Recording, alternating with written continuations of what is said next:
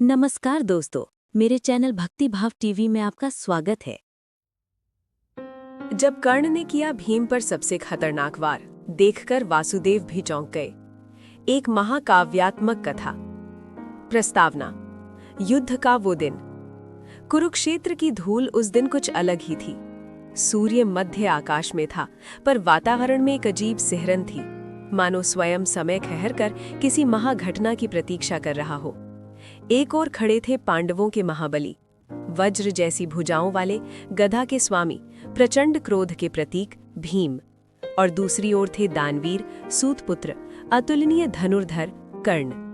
रणभूमि के मध्य रथ पर खड़े थे सुदर्शन चक्रधारी सारथी श्री कृष्ण, जिन्हें इस युद्ध में सब वासुदेव कहकर पुकारते थे। ये वही दिन था जब एक ऐसा प्रहार होने वाला था जिसने स्वयं वासुदेव को भी क्षण भर के लिए स्तब्ध कर दिया। अध्याय 1। भीम का प्रचंड प्रहार। भीम उस दिन क्रोध की अग्नि से दहक रहे थे। उन्होंने कौरव सेना के कई महारथियों को धराशायी कर दिया था। हाथियों की पंक्तियां टूट रही थीं, रथ बिखर रहे थे। उनकी गदा का एक ही वार 10 योद्धाओं को गिरा देता। कौरव सेना में हाहाकार मच गया। तभी दुर्योधन की दृष्टि कर्ण पर पड़ी।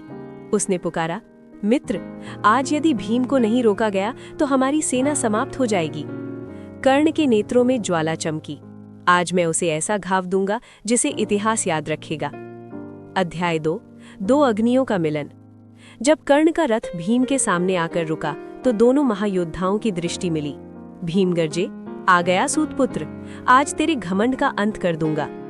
कर्ण शांत थे, पर भीतर तूफान था। वृकोदर, आज देखना, तेरी गदा मेरी धरा पर गिरेगी।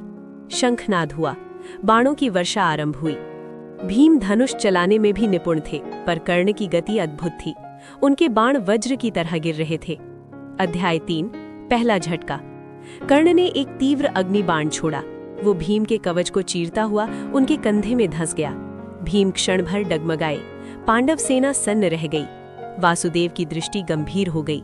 उन्होंने अर्जुन की ओर देखा, जो दूर से ये दृश्य देख रहे थे।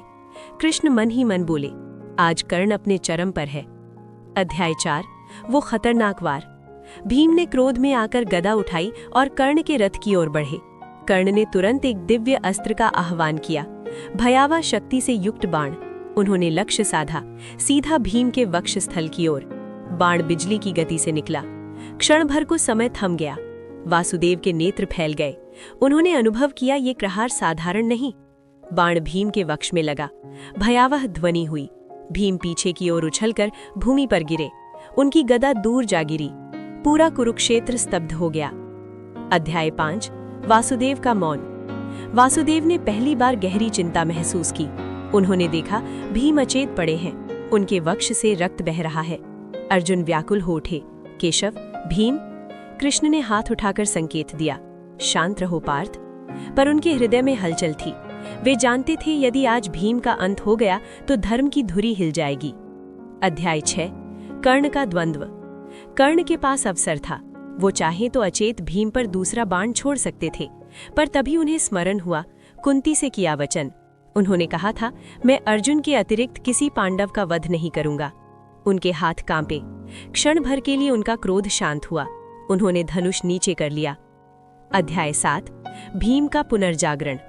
भूमि पर पड़े भीम के भीतर ज्वाला सुलग रही थी। उन्होंने धीरे धीरे आंखें खोली। उनके भीतर की वायु तत्व शक्ति जाग उठी। उन्होंने दांत भींचे और उठ बैठे। पूरी पांडव सेना में जयकार गूंज उठी। वासुदेव के चेहरे पर हल्की मुस्कान आई। उन्होंने कहा, धर्म अभी जीवित है। अध्याय 8। अंतिम टकराव। भीम उठ खड़े हुए। उन्होंने गरज कर कहा, कर्ण, ये वार याद रखूंगा। कर्ण ने शांत स्वर में उत्तर दिया, वृकोदर, आज तुझे जीवन मिला है, पर रणभूमि में दया स्थायी नहीं होती। दोनों फिर भिड़े, पर इस बार युद्ध लंबा नहीं चला। संध्या निकट थी। शंख बजा, युद्ध स्थगित। अध्याय 9। रात्रि का संवाद। रात में पांडव शिविर में चिंता थी। अर्जुन बोले, माधव, आज यदि कर्ण दूसरा वार करता तो भीम नहीं बचते। कृष्ण गंभीर स्वर में बोले, कर्ण महान धनुर्धर है, पर उसके भीतर अभी भी धर्म की एक लौ शेष है। उसी ने आज भीम को बचाया। भीम ने कहा, वासुदेव, सचमुच वो प्रहार प्राण घातक था।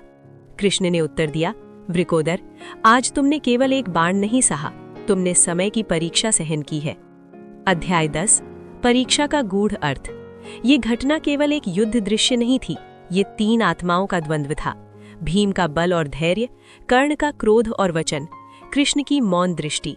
यदि कर्ण वचन भूल जाते तो इतिहास बदल जाता, यदि भीम धैर्य खो देते तो पांडव सेना टूट जाती, और यदि कृष्ण विचलित हो जाते तो धर्म की दिशा बदल जाती। उपसंहार। उस दिन का वो खतरनाक वार इतिहास में अंकित हो गया। लोग कहते हैं जब कर्ण ने भीम पर प्रहार किया तो स्वयं वासुदेव भी क्षण भर के लिए चौंक गए। पर सत्य ये है, वासुदेव चकित नहीं थे, वे मानव हृदय की गहराई देख रहे थे। वे देख रहे थे एक योद्धा का क्रोध, दूसरे का धैर्य और वचन की शक्ति। कुरुक्षेत्र की धूल में उस दिन जो रक्त गिरा वो केवल युद्ध का रक्त नहीं था, वो परीक्षा का प्रतीक था।